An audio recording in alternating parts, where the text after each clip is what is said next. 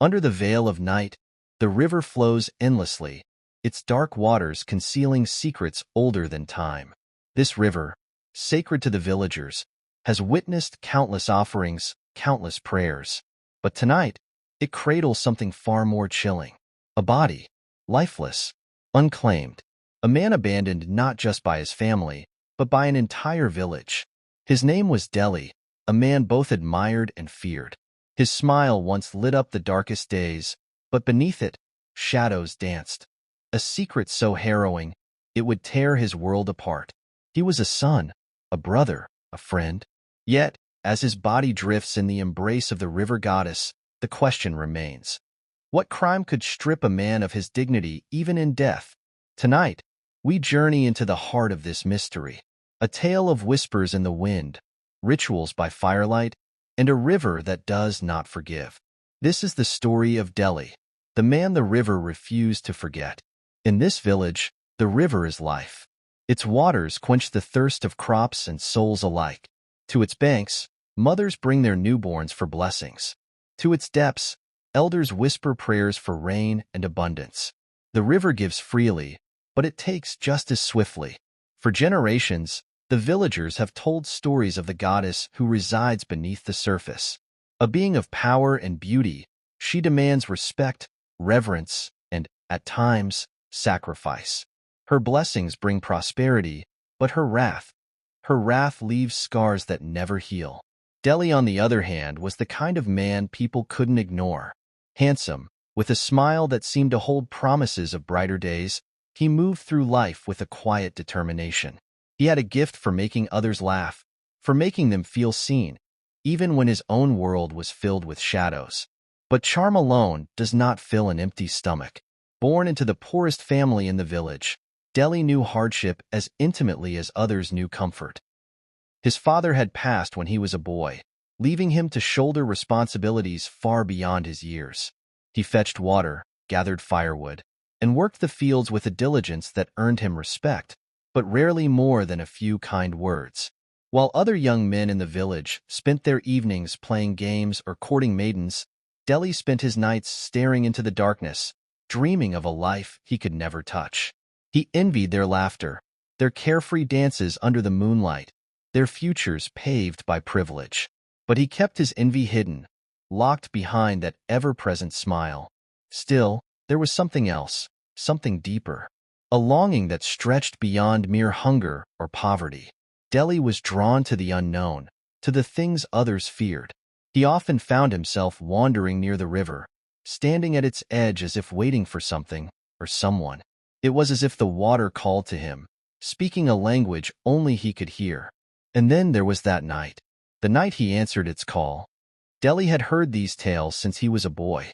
He laughed at them then, as most children do. But as he grew older, the river's pull became something he couldn't explain. There was a night, just one night, that set everything into motion. The night he went to the river alone. He didn't tell anyone why, and no one asked. Yet from that moment, the whispers began. At first, they were faint, like the rustling of leaves in the wind. Then louder, closer, spreading through the village like wildfire. The elders stopped their storytelling. The children grew wary of the river's edge. And Delhi began to change. It began in the dead of night. At first, no one noticed, not even Delhi himself. But as the days turned to weeks, the signs became impossible to ignore. His clothes, damp and cold, clung to his skin each morning. His feet bore the gritty residue of the riverbank, and his eyes carried the hollow weight of someone who had journeyed far but could not recall where or why. The villagers noticed, too. How could they not? In a community where every movement, every habit was shared and scrutinized, Delhi's strange behavior quickly became the source of hushed conversations and fearful glances. They whispered of curses, of spirits, of the river goddess herself. Why would she call him? The women asked as they fetched water from the stream. What has he done? The men exchanged wary looks, their voices low as they spoke of other times, other men who had fallen under the river's spell. Those stories, they remembered, never ended well. In a world where the unseen holds as much power as the tangible, Fear has a way of finding its voice. Delhi had kept his secret long enough, but the weight of it had become unbearable. And so, on a night when the moon hung low and heavy, he turned to the only person he trusted, his sister, Aduk. Aduk had always been the anchor in Delhi's storm. Strong-willed and fiercely protective, she was the kind of person who saw through fear and found solutions. When Delhi finally told her of his nightly journeys, of waking soaked and exhausted, she didn't laugh or dismiss his words. She listened, and then she made a decision. She took him to see Baba Alagbid, the village herbalist. Known for his wisdom and his connection to the spiritual world, Baba Alagbid was a man both revered and feared. His hut, hidden deep within the forest, was said to be a place where the veil between the living and the spirits was at its thinnest. As they approached, the air seemed to change. The forest grew quieter, the usual chorus of insects and birds replaced by an oppressive silence. Delhi felt a chill crawl up his spine as the old man stepped out of the shadows, his piercing eyes seeming to see through him. Baba Alagbid listened intently as Delhi spoke, his voice trembling but resolute. When he finished, the herbalist closed his eyes and began to chant softly, his words blending with the crackle of the fire. For what felt like an eternity, the room was filled with a palpable tension, the kind that makes the air hard to breathe. Finally, Baba Alagbid spoke. His voice was low, deliberate, each word carrying the weight of knowledge passed down through generations. He told Delhi that the river had marked him, that a connection had been formed, one that could not be easily severed. "The goddess has taken notice of you," he said, his gaze fixed on Delhi. "She has seen something in you, something she desires. But what she desires is not always what is best for you." The herbalist handed Delhi a charm, a small bundle wrapped in cloth and tied with red string. It smelled of earth and bitter herbs, and its weight felt heavier than it should have. Baba Alagbid warned him to keep it close, to never let it leave his side. "This will offer some protection," he said, "but the river's pull is strong. You must resist it with everything you have." But the charm did little to stop the pull of the river. That night, as Delhi lay in his bed, sleep came over him like a heavy fog, and with it came the dreams. They were more vivid than ever. The sound of drums echoing in the distance, growing louder with each beat. A woman's voice, soft but insistent, calling his name. Shadows danced on the surface of the water, their forms shifting and swirling in patterns he couldn't understand. Delhi woke with a start, his heart pounding, his clothes once again drenched. The charm hung around his neck, warm to the touch, as if it had absorbed some of the energy that haunted him. He looked toward the door, half expecting to see the river's waters creeping into his home. But the room was still, silent. Yet the dreams continued. Delhi had reached his breaking point. Night after night, the river's call had stolen his rest, his peace, and his spirit.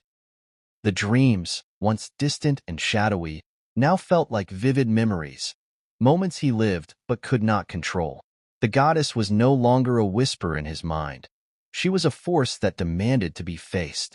Against the advice of the herbalist, against the warnings of his sister, Delhi made his choice. If the river would not release him, he would confront the goddess herself. He would demand answers, plead for mercy, and offer her a gift, a ritual that might appease the being whose grip on him grew stronger with each passing night. The river had never looked so serene.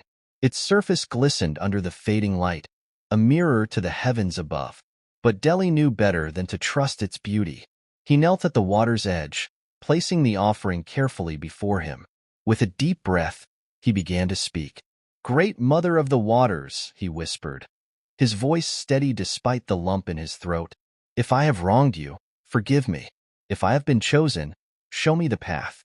But I cannot live like this, haunted, lost, broken. Tell me what you want from me." The wind stirred as if in response, rustling the leaves of the nearby trees. The water's surface rippled, though no stone had disturbed it.